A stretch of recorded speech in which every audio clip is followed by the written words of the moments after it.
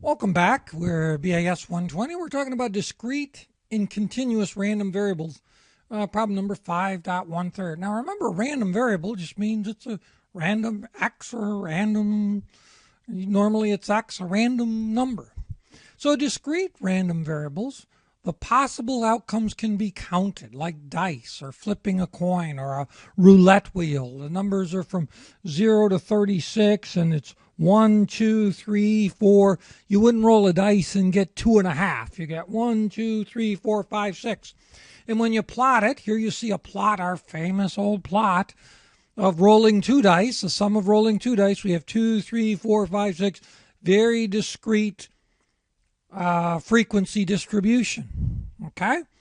And we'll show you how that turns into other things. Now, a continuous random distribution is over one or more continuous intervals of real numbers. For example, real time. If you've done a track meet, you can see I can get to the hundredths to the millionths of seconds. And you can see that plot's going to be a curve.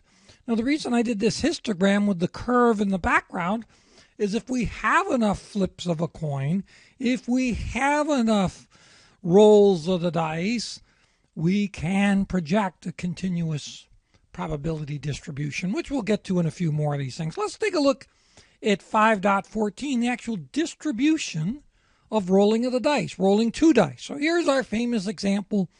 So a probability distribution, now this is important to make sure because we're going to use this throughout statistics, is a characterization of the possible values that a random variable may assume along with the probabilities of assuming these values.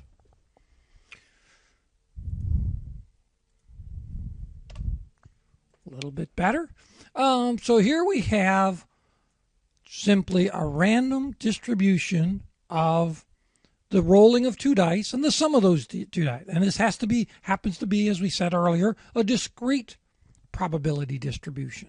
2, 3, 4, 5, 6, and there you see it. Now, there's another thing. You could have subjective probability. Let's say the problem was, this is 5.15.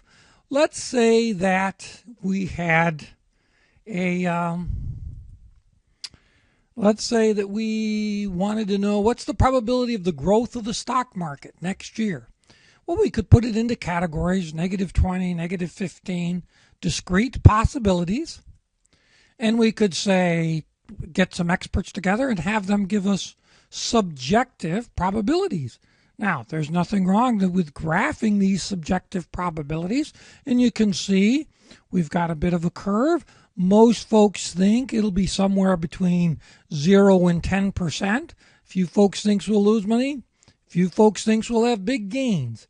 But it's a subjective probability distribution. So we can have discrete probability distributions. We can have continuous probability distributions. We can have subjective probability distributions. So let's take a look at a probability mass function. Now, a mass function is where we have this for a discrete variable.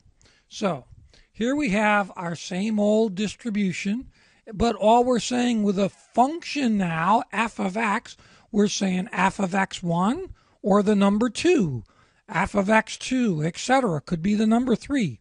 What we're doing is we're taking these probability distributions and writing them into a mathematical function. Now, 5.17, this starts to become very interesting now. We're taking this same example, our same rolling of two dice. And of course, we got the probability of getting a 2, a 3, a 4, a 5, a 6, and so on. But look what we're doing here with this column. We're doing what's called a cumulative probability. So all this means is, so for a 3, the cumulative probability is the probability of me getting a 3, or the probability plus the probability of us getting a 2. When I do the probability of a 4, it's the cumulative probability of getting a 3 plus the probability of getting a 4. Cumulative probability of getting a 5 is the probability of getting 4 or less, the cumulative probability of 4, plus the probability of getting 5. Now, once we have this, there's nothing to prevent us from simply taking this hitting the control key and say plot the cumulative probability for me, come up here, do a scatter diagram, and there we go. Right? There's our cumulative probability function. Okay? Now, once we have this cumulative probability function, this begins to become very powerful. For example, if I said to you in this chart, what is the cumulative probability that I roll a dice of 6 or less? I can look right there and say it's 0.417, right? Or about 42%. Now, I could also say, what is the probability of getting exactly 6 when I roll the dice? So the first one, the cumulative probability is what's the probability of getting 6 or less? Now we're saying, what's the probability of getting exactly 6? Well, we can go to our cumulative probability function, and we can go to our little table, and we can say the probability is 0.139, or about 14%. We could also say, what is the probability that I get greater than 4 on my dice roll, but less than 8? Well, I could go up here. The less than 8, the probability of less than 8 is 0.72. The probability of 3 or less is 0.83. I don't want to do that because I want to be 4. Notice it says equal to 4, 4 or greater. So I'm wanting this area right in here. Right? So I'm going to take my probability of 8 or less, which is 0.72, and subtract out my probability of 3 or less, which is 0.83, which gives me the probability of greater than 4 but less than 8 of 0.639, or about 64%. So this is where these cumulative probabilities can come in extremely valuable. Make sure you understand this, because this will drive cumulative probability functions, in being able to do these 3 type of examples will be very important as we either use software to determine our probability, or some people use tables, but we're going to take cumulative probability functions and we're going to derive what the probability of an event happening based off that cumulative probability distribution.